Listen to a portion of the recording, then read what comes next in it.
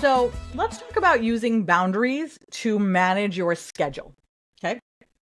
So here's what we're going to do. This is a methodology that I've been training on for many, many years. It's adaptable, but I recommend that you start with this framework and then adjust as needed. The first is that you basically decide what your immediate week is going to be, Monday through Sunday, Tuesday through Monday, whatever it is. For me, it's Monday through Sunday. And that becomes my immediate future. So Sundays is like my start day. Okay. On Sundays, I look at my week, I look at my meetings and appointments that I have coming up and like what's going on with work. Are there any conflicts? Do I need to get in touch with anybody? So on. What deadlines are coming up this week that need to take priority? Are any of my appointments conflicting with the deadlines that are coming up, right? And if so, do I need to reschedule anything? So I use that time to really figure out what in my week can be redistributed so that I can create space for any deadlines or any emergency unexpected things that we know are coming. That lets you know then how much time you have during the week for you to work on your action items from your immediate to-do list. Now, I do not expect an enormous volume of work from myself on high meeting weeks or days. In fact, I'll often say on the days that I have full day of meetings, which I try not to do, but on a day that I have that, I will not put anything on the list to do other than checking my email. Like that's it, and just staying on top of my email that day. Meetings take a huge toll on your energy level, and you are honestly not likely to be able to do any big flow tasks like a huge transfer with effort changes if you're on the heel of like 4 to 5 meetings.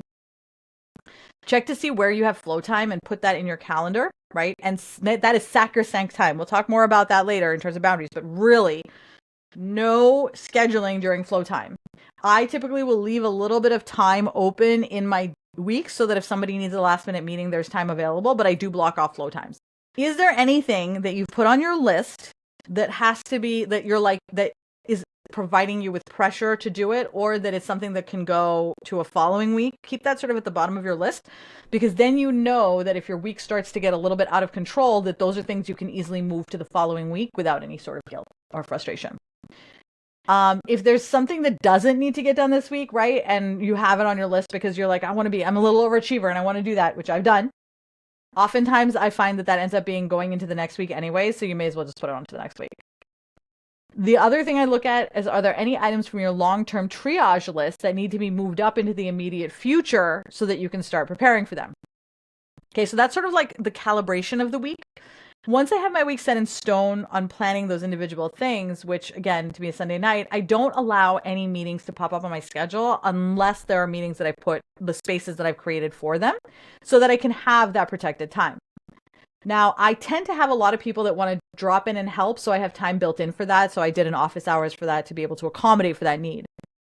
An hour 2 times a week if someone needs 15 minutes that I can schedule them for a Zoom call. But I have that time picked out. So like, when I was working in organizations, I'll have like office hours. But if I'm coaching on my own, I will usually have 2 hours that I have blocked and then a scheduling link that someone can schedule into it, right?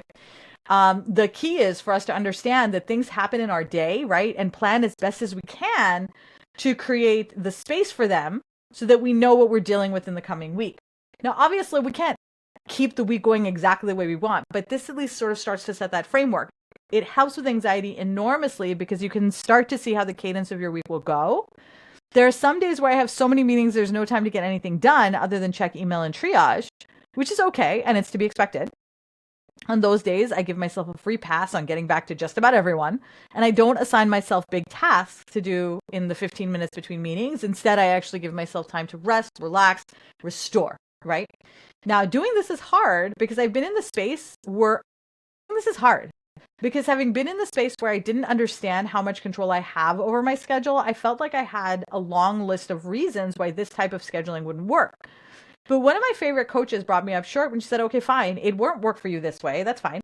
But these are tools, systems, ideas, and a framework. If it won't work for you like this, then ask yourself, how can you make it work for you?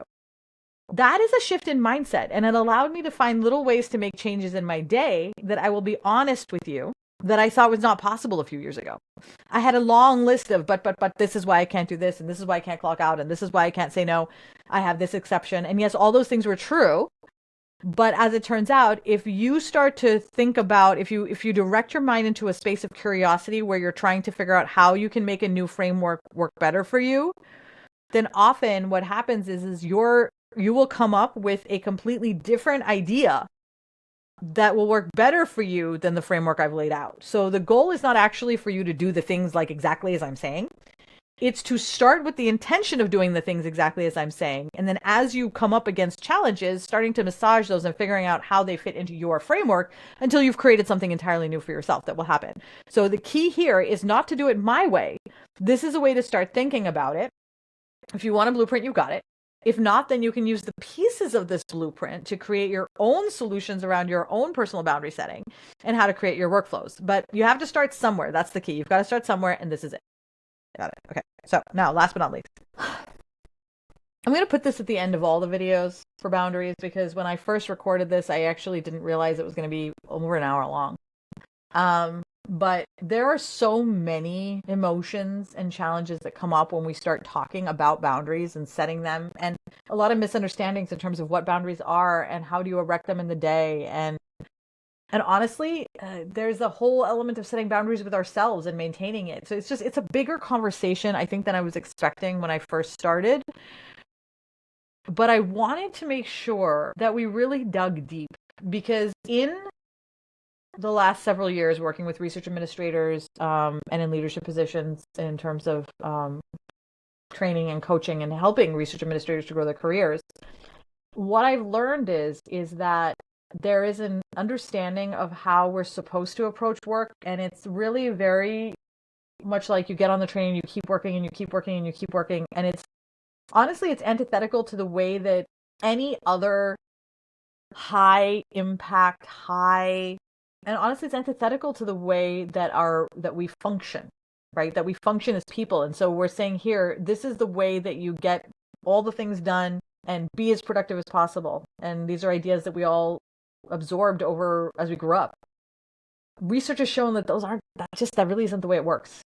And so there's been a lot of unlearning that I've had to do to become more efficient and more effective.